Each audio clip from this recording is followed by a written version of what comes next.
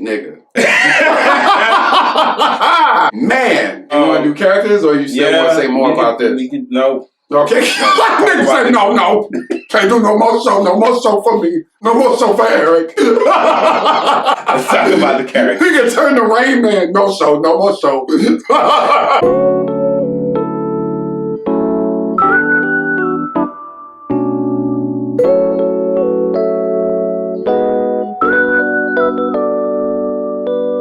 What's going on, everybody? Welcome back to Cinecism. I'm Eric. It's your boy Dante, man, and today we're going to be doing a review on the HBO original series Lovecraft Country. The controversial. Is it controversial? I don't know. Yeah. it might like be. It should yeah, right. I think it's a polarizing show. People either love it or hate it, I think. Lovecraft Country, it's about a guy by the name of Atticus Freeman, who is a Korean War veteran. Came back home recently, and he links up with his uncle, George, in search of his father. Montrose. He's trying to find his father because he seems to have mysteriously disappeared. He enlists the help of his old childhood friend, Letty, right? Yep. Played by Journey Smollett. Hey. Or Smouye. Journey Smollett. Right. After they find Atticus' father, the rest of the series is basically Atticus, Letty, Montrose going on at their own separate adventure. And this takes place in racially segregated United States, so 1950s time frame. Each character is having their own personal bout with, a lot of it's got to do with just family history, and I think that's kind of the big undertone of the show. It's involving magic, it's involving spells, heavy witches, on the magic, monsters. You got racism, of course, still, because like you said, you gotta throw that in there too. Right. As if there ain't enough shit going on. Exactly. That's a heavy element too. That's still very much a part of the show. Let me just start preface by saying everybody is dealing with some form of trauma basically in the show, outside of external issues and forces. What's so pivotal about that is the time frame is when like mental health was not at the forefront. Right. So it's a lot of internalized shit going on in people's minds that they can't even really have a healthy conversation about because it's like, it's just not addressed, especially in the black community at the time. Shit was just always constantly swept under the rug. Absolutely. So just keep that in mind while we talking about these characters. All right, let's start with Atticus, man. Let's do it. Played by Jonathan Majors, who's an incredible actor. Yes. Veteran, committed some pretty atrocious acts while during his time in the service that he's kind of trying to cope with. Him and his father didn't have the best relationship. Over the course of this season, they are trying to mend their broken relationship, and along the way, it's a lot of things that are discovered that, you know, they didn't know about each other. I kind of didn't know where my feelings towards him fell. Like, I didn't dislike him, but I didn't quite like him as a character. I felt like he had moments where he was a little bit too short with people. Like we mentioned, he was going through a lot. He's clearly been through a lot with his dad. He's also a veteran. He got PTSD. And then on top of that, it's a bunch of supernatural shit going on. It's a lot of family things going on that's beginning to become unearthed that he didn't know about, not only his father, but his family history as a whole. And goddamn magic. Man, oh my God. He seemed to have conveniently not discussed. Good character though, man. Very fleshed out, very emotional guy. I feel like he take charge when necessary too. Like, yeah, he's kind of like the de facto leader. Yeah, absolutely. Very intelligent too. He's the one that also deciphers a lot of the old ancient magical wordings and things like that. He's very well read. He's a very big avid reader. Before even all of this fantastical stuff started happening in his life, he was already a big fan of those type of books and things like that. You know, he kept his head in books to kind of escape reality to begin with. So yeah, that was a form of therapy for him. Let's talk about Letty, I guess. Man, let's do it. You know, I couldn't wait. This guy. You're not a fan, are you? Well, what would give you that idea? Y'all don't know. But I'm a huge Journey Smollett fan. Look at his face. This ain't Lovecraft Country new, people. This has been a torrid 10-year, decade-long love affair between me and Miss Smouye. Yeah. You know, he knows. Unknowingly to her. What was she doing at the beginning of this? She came back into town too. She's kind of been living free. She's like a vagrant. Yeah, like, I don't know, nomad type. Like, I don't know. She just was on the road just getting by. Very free-spirited. And she comes back into town right around the same time Atticus does, and they kind of reconnect. She agrees to go on this journey to find his father with him. We find out a lot about her, too. Her sister Ruby, they have a... I was going to say estranged, but it's not. It is. It is, but it's like... They got like a love-hate type relationship. I think that's a better way. That's a better way to describe it. You're right. Ruby's issue with Letty is she always seemed selfish. and she was always out to benefit herself. Letty is a very strong-willed person, but at the same time, she has this gentle nature about her. Yeah. Like when she cares about somebody. You know instantly that she's a very strong and a very passionate person. You see her oftentimes being Atticus's rock in this. Would you say she was your favorite character? I mean, aside from, of course, your infatuation. You see this guy with you hear this guy? I'm saying, was she your favorite character in the show, though, outside of that? For a while, she probably was.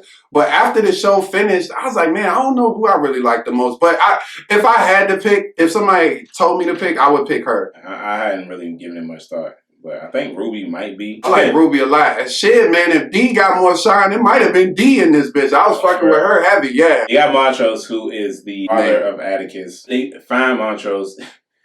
Well, he was in the basement of a castle or some shit in a dungeon.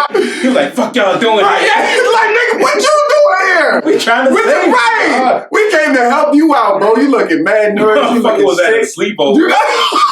Ain't ready to go yet." I was telling what he was doing. That's what I'm trying to say. I don't know. Did they ever explain what the fuck he was doing? Okay. Then at one point he like climbed out of a grave or something. He climbed out the ground. I'm like, bro, you should be happy we here. Right. He is a alcoholic who is dealing with his own personal childhood trauma and his sexuality kind of closeted all his life, for most of his life at least. And he's also trying to mend the relationship between him and Atticus because he was abusive to Atticus because, his father was abusive to him. So it was kind of just a vicious cycle. It just seemed like they, of course, had a really bad history, but it seemed like they both really loved each other and they wanted to mend that. But it just was a lot unsaid. The show also hinted at the fact that the abuse might have been linked to the fact that he was closeted homosexual too. Like he didn't want him to become. Oh, well, yeah, they definitely said that. Kind of was like he was doing it from...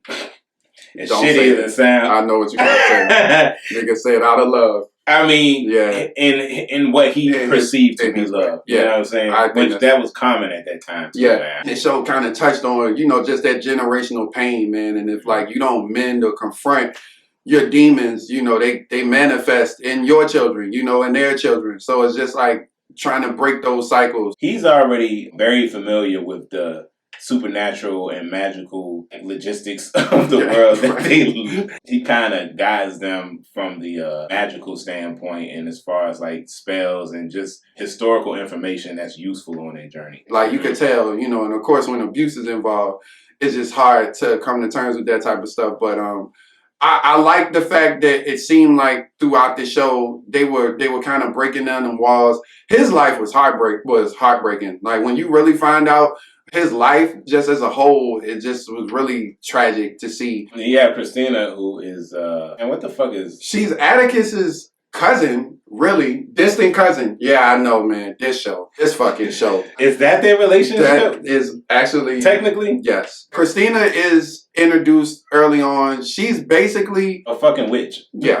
That's what we're going to call her. Because that's what she's doing with shit. She is very well versed and familiar with magic, the most so probably in the show. Comes into contact with Atticus and their family on multiple occasions, sometimes to help and protect them, and other times to capture them for her own, because she's basically trying to... Man, what the hell is she trying to do? She's trying to... What is anybody Is she trying to become immortal? She is. She needs Atticus' blood, basically.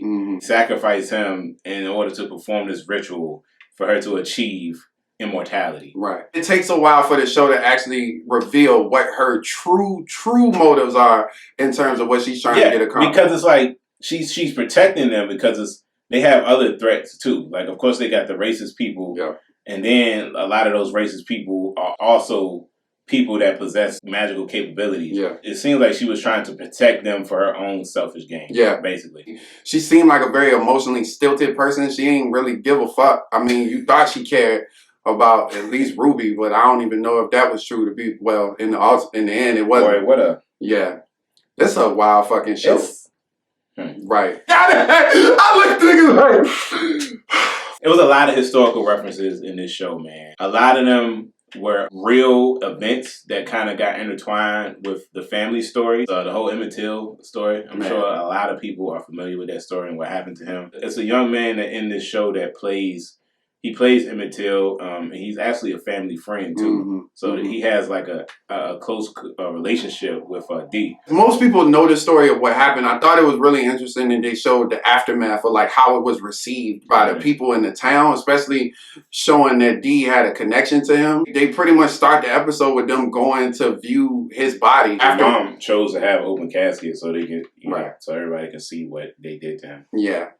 Which is, man, courageous thing to do. Yeah. With the exception of the Tulsa, Oklahoma episode, I think a lot of this other stuff is just kind of sprinkled in there. Because the Emmett Till thing it's the undertone of the episode, but it's not the driving force of the episode. It's not even the primary theme in that episode, really. Yeah. It's just kind of like what's going on in the background is always this looming presence, but it's not put at the forefront aside from at the beginning. You mentioned Tulsa riots. That was another historical reference they had in here that was a pretty big episode. Yeah. Because there was the primary focus of the episode. It certainly was. And this is the second time I've really seen, talk about Tulsa to this extent. One thing I will say that I like that this show did differently from what I've seen other shows do, they actually showed the community prior. A lot of the times when they show it, it really starts off from the riots and the chaos. Yeah. But this show showed the thriving community. They showed like everybody kind of working, and I don't know. That's a good point. It added it certainly made it more. It's impactful anyway, but it certainly made it more impactful to see it afterwards. Like, damn, man, it really was a beautiful thing that was built there that they destroyed. Yeah. You mentioned Hippolyta. Yeah, you had Hippolyta. Of course, she's named, to begin with, she's named after like the Greek queen of the Amazons. That was actually one of my favorite episodes, if I'm going to be real honest with you. Yeah, absolutely. Because I didn't expect an arc for her, and she had, what an arc did she have? She ended up becoming like an all-knowing being or some shit. But yeah.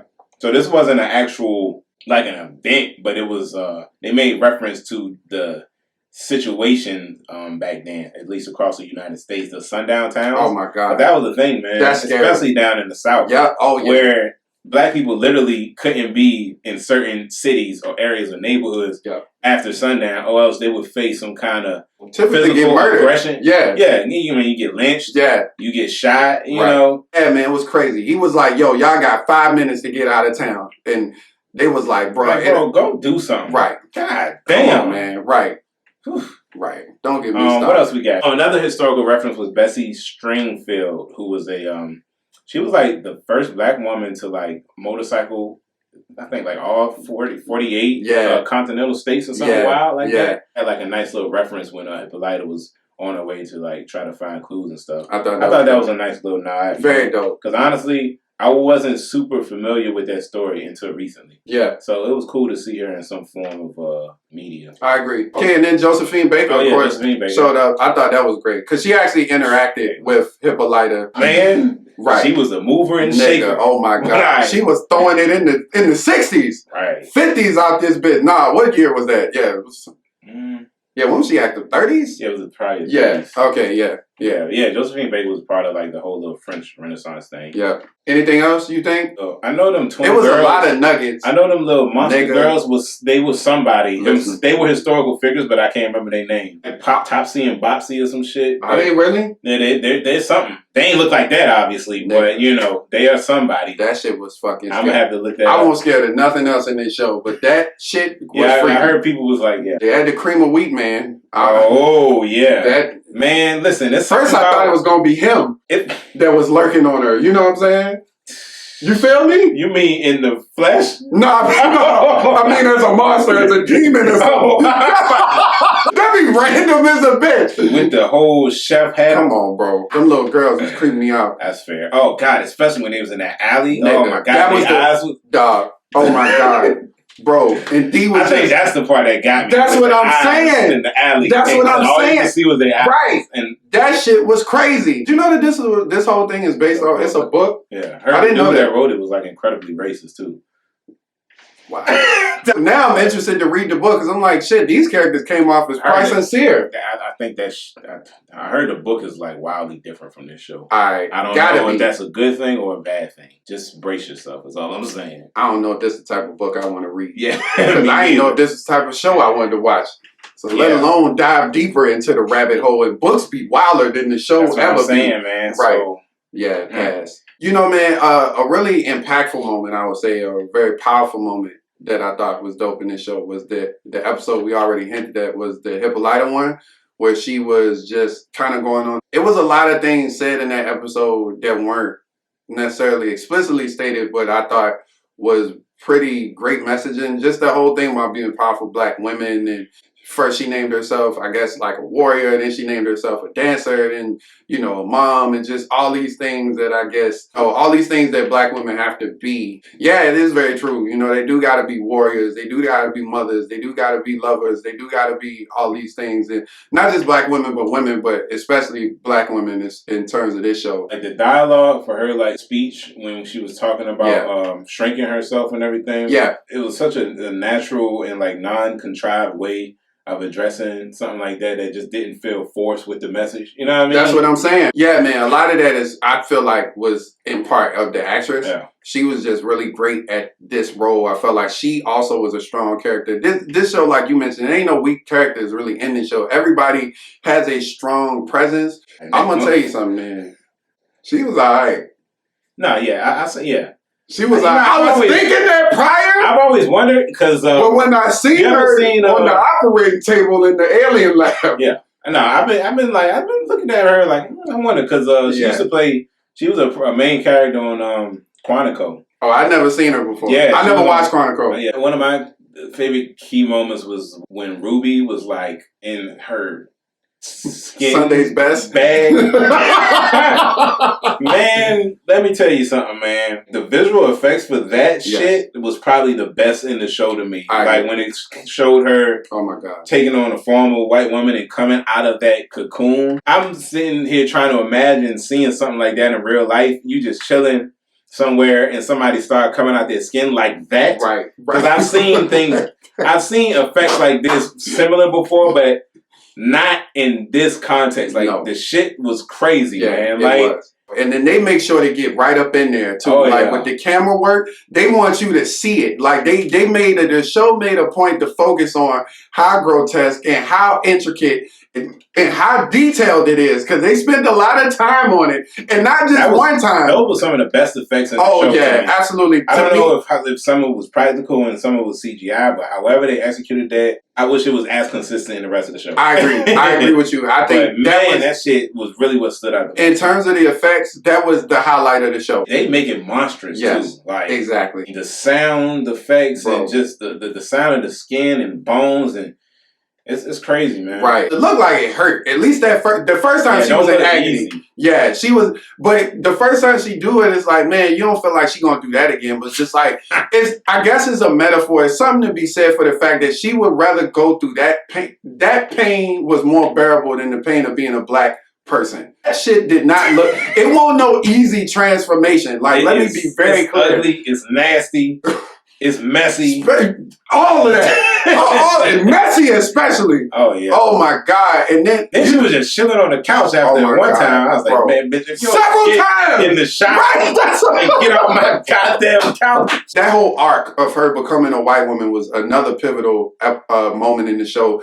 Just hearing her explain it, man, how she felt like she was kind of just a prisoner of her blackness. You know what I'm saying? And she would rather just, as an escape, it was easier for her to just transform into this white woman and got to experience privilege, you know what I'm saying? Got to live a life outside of prejudice and racism. And man, I really had to think, I was like, man, if I ever felt that way, I know I never wanted to be white. Like, I'm gonna be honest, but I could understand somebody not wanting to be black, you know, even though I'm extremely proud of it.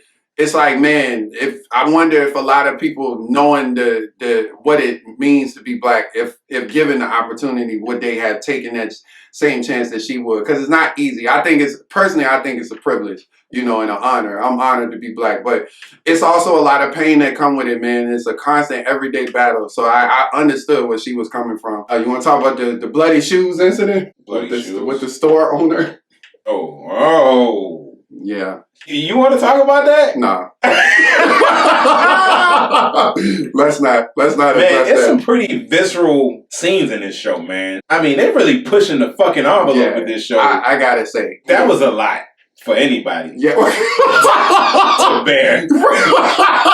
It always seemed to be in this show that Letty would walk in on Montrose and Atticus having an awkward conversation. That seemed to be repetitive. It is like she never knew what to do, but she would just be like, yeah, so I found Titus's pages. It's just like, my whole daddy gay. Like, let me try to fuck the pages for a second. Let me figure this out real quick. So takeaways for me, I thought it was a pretty well-made show. When we first started watching this show, after like the first couple episodes, we stopped watching this shit for a minute because we was like, don't know, it's getting weird. And it's like, we like weird shit, but it's like, it's gotta be a justification for the weirdness. Initially, I did not feel like the story was being told well. I'm getting over that hurdle. We came back to it and started watching it again. How some of the plot elements started tying into other plot elements. Right. You know, it made me appreciate the show more.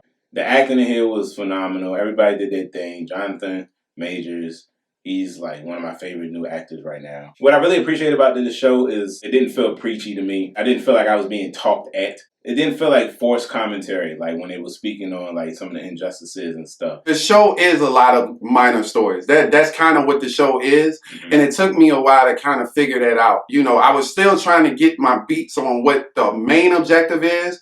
But the show as a whole, you're going to see that it's just a lot of smaller stories told that ultimately add up to a sum of a whole, which I thought the ending was, in compared to the show, the journey was a little lackluster, but you know, shows be like that. Like you mentioned, man, the highlight of this show, the story is cool. The actors, man, they keep getting for these shows, man. They really need to tip their hat off because I feel like a lot of these shows would not work.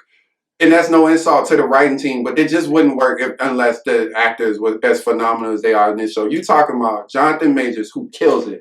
He killing it every episode. Journey Smollett, who I've been saying for a long time, you know, of course y'all heard about me talk about it earlier. No, those are semi-jokes. But in terms of her acting pedigree, I've been saying for years that I think she's a top-notch actress. I think even the smaller parts, the Hippolyta character, Ruby was a phenomenal. The woman that played Ruby was phenomenal. You know what I'm saying? Montrose, Uncle George, like it just, these characters are so real, man, and they did an incredible job of bringing them to life, and that was the highlight of the show to me. That's what kept me watching it when I didn't like it. So overall, I enjoyed the show. It kind of started off, I didn't know if I was going to finish it, but I'm glad I did. Man, it can be pretty graphic. Anybody that plans on watching this, just be cognizant of that. It's going to be some shit.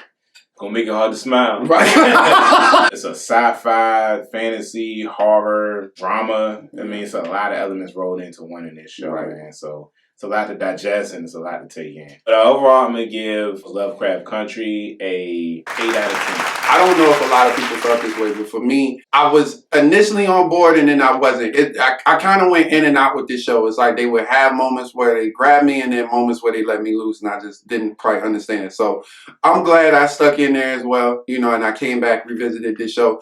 I knew eventually I probably would, just for the actors alone. I'm such a big fan of these people. I think they're very dope, and I'm familiar with quite a few of these people on the show. I'm a person that has seen weird movies. I really have, and I'm going to tell you, this is up there on my weird meter. And a big part of that is because it mixes a lot of weird. It ain't focused on just one weird. It's weird race shit going on. It's weird sex shit going on. It's weird monster shit going on. Ultimately, I'm going to give Lovecraft Country a 8 as well. It's definitely a show worth checking out. It's nothing like this on TV. And I say that. You can say that shit again.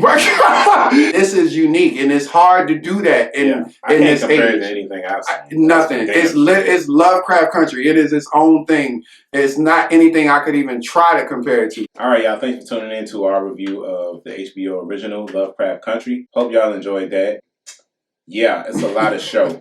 I suggest you check it out if you're into that kind of shit, but pace yourself, right? Yeah, right. Or brace yourself, rather. Yeah, both. But as always, don't forget to like, share, and subscribe to our channel. If you see something or hear of something that you want us to review on our channel, don't forget to drop a comment below. If you guys have seen Lovecraft Country, please let us know what you think of the show. How do you feel about it? I'm very eager to know what you thought of this show. Very true. Also, any other historical references y'all want to make a note of, you can drop a comment below that we missed. Of course, we know we didn't cover all of them, but we just kind of touched on some of the bigger ones. So if it's something that you think were important or significant and you want to share with us, drop a comment below. Please do. We appreciate y'all, man. Thanks. Peace.